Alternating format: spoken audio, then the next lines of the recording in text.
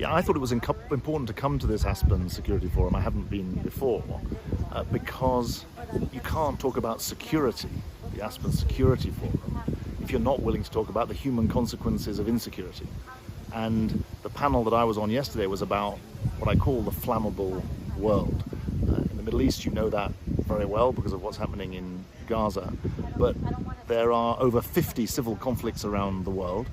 There are record numbers of refugees and internally displaced people, record numbers of coups around the world.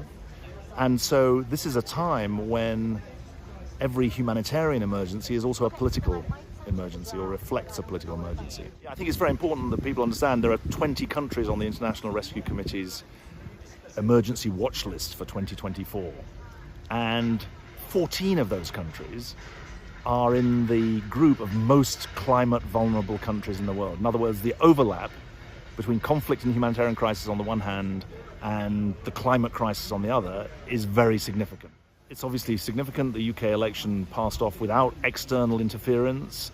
It led to a very clear result. There was a very peaceful transfer of power. It was a model of how a democracy should work. Obviously, there was a very large segment of discontent with the way the government had been running things, and that's why Labour achieved this really extraordinary victory. I think that you don't need to take it from me. You can listen to what Keir Starmer and his colleagues have said. I mean, they have a very realistic view of the challenges facing the UK, notably in the European theatre, in Ukraine related, but also the domestic problems in the UK revolving around the economy.